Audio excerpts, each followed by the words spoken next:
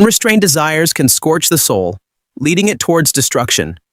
Zina is not merely a sin, it is a journey into deeper darkness, a fire ignited by a glance that soon devours everything. Every lustful look and every hidden indulgence draws one nearer to the flames of torment. The question then arises, will you seek the cool shade or the burning furnace of regret? The Prophet, peace be upon him, described witnessing something resembling a large oven, narrow at the top and wide at the bottom, with a blazing fire beneath it. Inside were men and women tormented by rising flames, their bodies unclothed, and their screams of agony piercing the air whenever the fire touched them.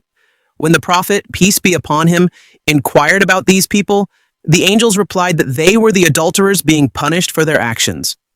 While this hadith specifically addresses those who commit the major act of zina, it serves as a warning that even lesser acts may carry a proportionate punishment in the barzakh.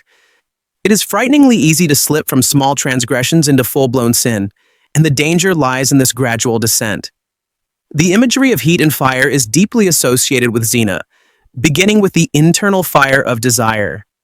This fire can be fanned into an inferno by succumbing to temptations or extinguished with the coolness brought by chastity.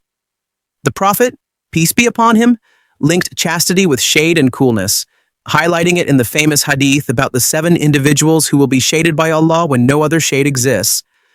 Furthermore, he described a time when adhering to religion would feel like holding a burning hot coal, emphasizing the immense patience needed to prevent one's heart from being consumed by the flames of shahwa and passion. In today's world, indecency and opportunities for zina are pervasive, just a few clicks away through computers and phones. It's essential to remember that the consequences of minor sins often appear in the grave. Like the unavoidable dust of riba, we are all exposed to a share of zina, sometimes without even realizing it. Advertisements, social media, magazine covers, and video thumbnails can subtly entice and entrap, leading a person deeper into the cycle of temptation and sin. The Prophet, peace be upon him, taught that every individual is allotted a portion of zina through the eyes, ears, tongue, hands, feet, and even virtually. Even if physical acts are avoided, engaging in indecency online is still a form of zina. It is a lifestyle rather than an isolated act, and the Qur'an warns against even approaching it. Do not come near zina, for it is indeed a shameful deed and an evil path. Surah Al-Isra, 1732. Zina strips away the honor and dignity of individuals, burying their souls while amplifying the most base instincts. The gravity of zina is reflected in the Qur'an's placement of its prohibition alongside that of murder. Scholars explain this proximity by noting that while murder ends a body's life, zina kills the soul. A person ensnared by the path of zina may be spiritually dead long before reaching the barzakh, their relationships, dreams, and aspirations reduced to ashes, as though already in the oven of torment described by the Prophet, peace be upon him. Ibn al-Qayyim rahimahullah likens the final stage of zina to an addiction, where a person becomes like a captured bird.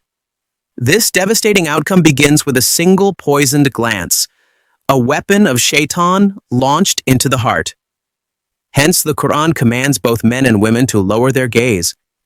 Ibn al-Qayyim rahimahullah beautifully ties lowering the gaze to the increase of light in the heart, face, and body, suggesting that Allah's mention of the ayah of Nur, light upon light, immediately after the command to lower the gaze is deliberate.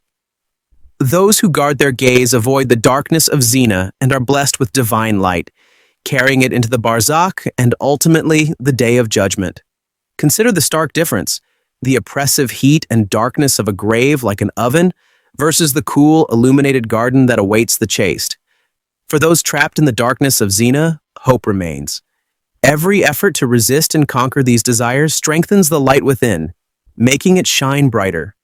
These struggles, though deeply rooted and widespread, are not fought alone. Many are wrestling with the same challenges, and Allah has not abandoned anyone. Seeking help is an act of humility before Allah, a way of saying, I would rather lower my head in shame here than face the fire of regret later. Even if your room feels as dark as a grave, Allah sees your private battles and offers you a path toward ihsan, to worship Him as though you see Him. Overcoming such addictions demands incredible effort, but the strength gained in the process could unlock levels of paradise otherwise unattainable. The Prophet, peace be upon him, promised that holding firm in such trying times would earn the reward equivalent to that of 50 companions, highlighting the extraordinary value of steadfastness. In today's world, where a phone grants instant access to forbidden desires, resisting temptation is akin to clutching burning coal. Yet that very resistance could be the means to immense spiritual elevation. There's a profound story recorded by Ibn Asakir, rahimahullah, about a young man from the era of Umar ibn al-Khattab, radiyallahu anh. This young man worshipped diligently at the masjid, and a woman became infatuated with him, attempting daily to lure him into sin. He resisted her repeatedly, but one day his defenses weakened.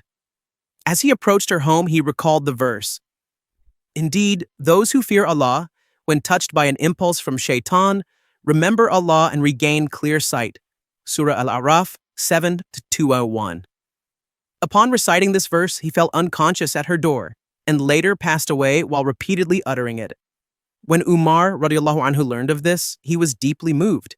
He visited the young man's grave and standing over it proclaimed, "O young man, for those who fear their Lord, there are 2 gardens in paradise." The young man's fear of Allah, cultivated over time through worship and the Qur'an, saved him in his moment of greatest temptation. Building that spiritual resilience doesn't happen overnight. It's the quiet moments spent with the Qur'an, the time spent in the masjid, the consistent choices to choose obedience over indulgence that forge a heart strong enough to resist shaitan's attacks. Consider what it would mean to open a mushaf and sit quietly in a corner, letting Allah's words wash over you instead of surrendering to fleeting desires. Will you allow the Qur'an to be your shield and healer, or will you allow negligence to lead you further down a path of ruin? The choice and its consequences lie squarely in your hands.